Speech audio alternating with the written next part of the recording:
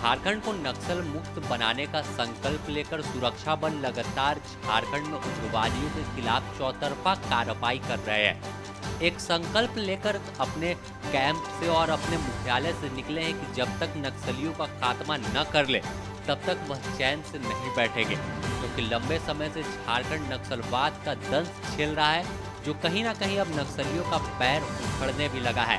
ताबड़तोड़ सुरक्षा बलों की कार्रवाई जारी है और इसमें कई जो कार्रवाई के दौरान है सुरक्षा बल के जवानों को कामयाबी भी मिली है। इसी दौरान भारत सरकार के गृह सचिव द्वारा वामपंथ उग्रवादियों के उन्मूलन की दिशा में झारखंड राज्य के प्रशासनिक और पुलिस पदाधिकारियों द्वारा किए गए कार्यों की सराहना की है। हौसला एक तरह से केंद्रीय मंत्रालय की ओर से बढ़ाया गया है। जिस तरह से चौतरफा कार्रवाई झारखंड में जारी है और इसमें एक बड़ी सफलता जो है झारखंड पुलिस को हाथ लगी है। अगर हम बात करें तो वर्ष 2022 से 23 में सुरक्षा बल के जवानों ने कुल 745 नक्सलियों को गिरफ्तार किया है, जिसमें 3 स्पेशल एरिया कमेटी के सदस्य, 1 रीजनल कमेटी सदस्य, 10 जोनल कमांडर, 10 सब जोनल कमांडर और 25 एरिया कमांडर शामिल है। यह आंकड़ा अपने आप में तस्दीक करता है और यह तस्वीर बताने के लिए काफी है कि झारखंड अब पहले वाला झारखंड नहीं रहा, जहां नक्सलियों की कभी तूती बोलती थी। ग्रामीण इलाकों में लोग घरों से बाहर शाम के बाद नहीं निकलते थे, विकास से कार्य नहीं होते थे। यह झारखंड अब बदल गया है। यहाँ पर विकास की गाथा लिखी जा रही है, सड़कें बन रही है, लोग दहशत के बिना घर से निकलते हैं और अपना रोजगार चलाते हैं।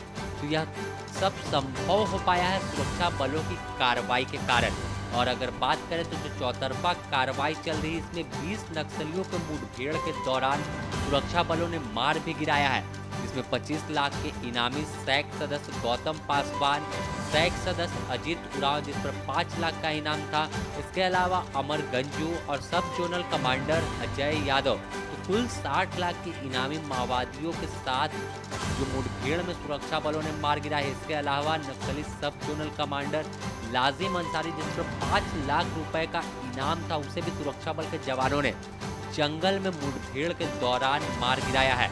सुरक्षा बल के जवान और डीजीपी के साथ साथ सूबे के मुखिया हेमंत सोरेन कहते हुए दिखे हैं कई बार कि जंगलों में जो नक्सली घूम रहे हैं वह आत्मसमर्पण कर दे, नहीं तो जो जवाबी कार्रवाई सुरक्षा बलों के अभियान के दौरान की जा रही है इसमें उन्हें मार गिराया जाएगा।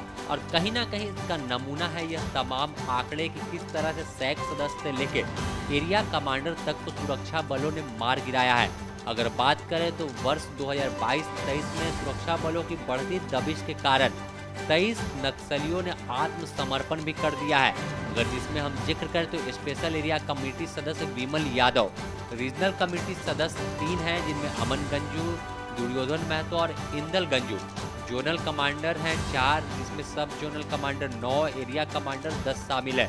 और इस दौरान तमाम लोगों को सुरक्षा बलों द्वारा नक्सलियों से लेवी वसूले गए 1,10,71,000 रुपए भी बरामद किए हैं। साथ ही अंदरूनी इलाकों में सुरक्षा बलों की जो कुल 26 नए कैंप स्थापित किए गए हैं, जिससे इलाके में सुरक्षा की भावना बढ़ी है। राज्य के पश्चिमी भाग में अगर 5 सालों की बात करें तो सुरक्षा बलों को कई बड़ी कामयाबी मिली है। इसमें सिर्फ अब जो एक सीमित रह गया है इलाका वह कोल्हान का है। अगर बात करें अप्रैल माह 2023 में तो पुलिस ने मुठभेड़ में 5 बड़े नक्सलियों को मार गिराया है। इस 5 वर्षों में यह पहली बार हुआ था जब एक साथ सुरक्षा बलों ने 5 नक्सलियों को मुठभेड़ के दौरान मार गिराया था।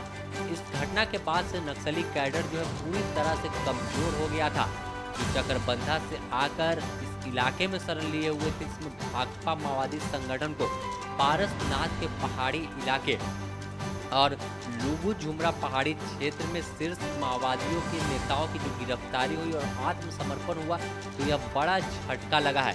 फिलहाल कोल्हान में सुरक्षा बलों की अभियान जो है वो जारी है। तो इसमें जिस तरह से चौतरफा कार्रवाई ताबड़तोड़ जारी है तो कहीं ना कहीं आने वाले दिनों में यह कोल्हान भी नक्सल मुक्त हो जाएगा और फिर से वहाँ पर जो मुस्कान है ग्रामीण इलाकों के लोगों की वह देखने को मिलेगी। तो जिस तरह से कार्रवाई झारखंड में जारी है, यह अपने आप में अनोखा है कि काफी कम समय में चाहे बूढ़ा पहाड़ का इलाका हो या पारसनाथ का इलाका हो, पलामू का हो, इन तमाम जगहों पे नक्सली पूरी तरह से खत्म हो गए हैं। और कई जो नक्सलियों के खत्म होने के बाद सुरक्षा बलों का कैंप बनाया जा रहा है, तो उस इलाके में विकास की जो है किरण पहुंच रही है और साफ तौर पर आम लोगों में एक सुरक्षा की भावना जग रही है कि अब हम जो है पूरी तरह से खुलकर जिंदगी जी सकते हैं, किसी गुलामी में नहीं रह सकते हैं। तो फिलहाल अब देखना होगा कि आने वाले दिनों में कोल्हान में कब तक सुरक्षा बल के जवान पूरी तरह से इनका खात्मा कर देते हैं। जिस तरह से केंद्रीय गृह मंत्रालय की ओर से सराहना की गई है, तो इससे भी एक बल मिलेगा कि कार्रवाई हुई, उनका इन्हें सराहना मिली है। फिलहाल द न्यूज़ पोस्ट में इतना ही। हम आपको तमाम टाइम से जुड़ी अपडेट को रूबरू कराते रहेंगे। Bureau report the news post.